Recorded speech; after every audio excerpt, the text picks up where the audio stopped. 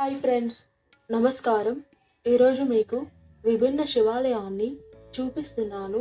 ఈ ఆలయం మన హైదరాబాద్లో కిషన్బాగ్లో ఉంది. మన తెలుగు నేలపై ఎన్నో చారిత్రక ఆలయాలు ఉన్నాయి. వాటిలో ప్రముఖ క్షేత్రం ఈ కాశీబుగ్గ శివాలయం. కిషన్బాగ్ ప్రాంతానికి ఈ పేరు ఎలా వచ్చిందో తెలుసుకుందాం. ఈ ఆలయానికి సమీపంలో ఉన్న శ్రీకృష్ణుడి ఆలయంతో ఈ ప్రాంతానికి కిషన్బాగ్ అనే పేరు వచ్చింది. శ్రీకృష్ణుడు కొలువైన ఆలయమే శ్రీ మురళీ మనోహర స్వామి ఆలయం. ఈ ఆలయంలో శ్రీకృష్ణుడు స్వయంభువుగా వెలిసారు.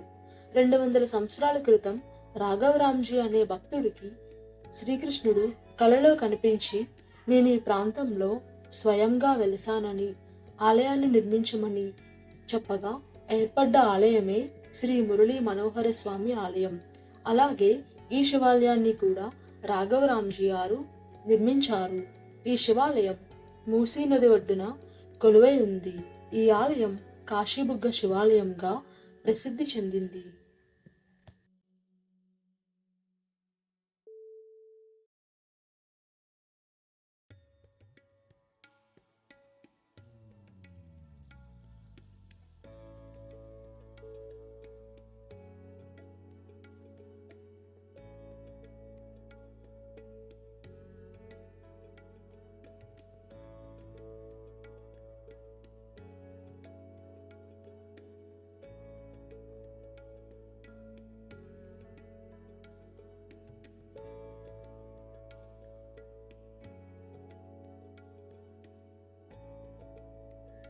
ఈ శివాలయం ప్రశాంతమైన వాతావరణంలో శివుడు భూగర్భంలో 15 అడుగుల లోపల లింగ రూపంగా కొలువై ఉన్నారు. శ్రీ శివాలయం కొన్ని ఏళ్ల క్రితం నాటిది అని కొందరి భక్తుల నమ్మకం. మనం ఆలయం లోపలికి వెళ్ళి ఆ పరమేశ్వరుణ్ణి దర్శనం చేసుకుందాం. ఆలయం ముందు భాగంలో ఇక్కడ శివలింగాన్ని చూడవచ్చు. ఆ పక్కనే అమ్మవారిని, ఆంజనేయ స్వామి వారిని మనం దర్శించవచ్చు. ఈ వృక్షాలు 5 వృక్షాలుగా కలిసి ఒకే మహావృక్షంగా కనిపిస్తున్నాయి.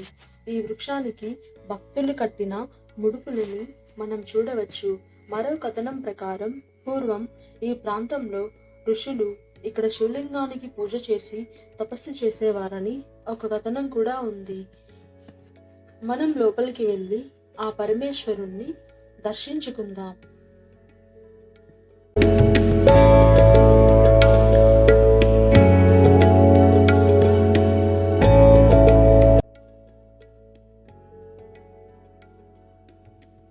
ఈ శివలింగం చుట్టూ నిరంతరం నీరు ప్రవహిస్తూనే ఉంటుంది. ఈ నీరు ఎక్కడి నుంచి వస్తుందో ఎవరికీ తెలియదు. ఈ ఆలయంలో నీటికి, ఈ పవిత్ర జలానికి మూలం ఏంటో తెలీదు.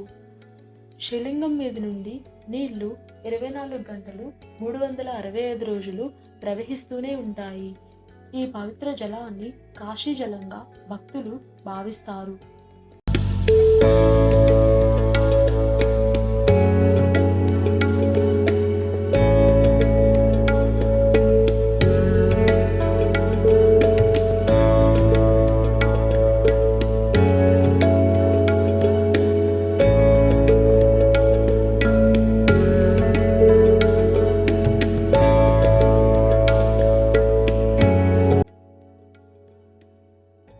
గర్భాలయంలో ఈ జలం శివలింగాన్ని అభిషేకించి మూసీ నదిలో కలుస్తాయి. ఈ ఆలయంలో భక్తులే స్వయంగా గర్భాలయంలో ఉన్న శివలింగానికి పూజ, అభిషేకం చేసుకోవచ్చు. ఈ గుడిలో శివలింగాన్ని అభిషేకించిన పవిత్ర జలాన్ని మనకి ఇస్తారు. ఆ పవిత్ర జలాన్ని తాగితే ఎలాంటి వ్యాధులైనా తగ్గుతాయి. పరమేశ్వరుడు భూగృహంలో కొలువై భక్త జనాన్ని అనుగ్రహిస్తున్నారు. ఈ ఆలయంలో మరో విశేషం ఏంటంటే, ప్రాతకాలంలో గర్భాలయంలో శివలింగానికి నాగదేవతలు అభిషేకం చేస్తారు. ఆ రోజుల్లోనే శివలింగానికి మానవ ప్రమేయం లేకుండా నిత్యం జలాభిషేకం జరిగేలా ఏర్పాట్లు చేశారు.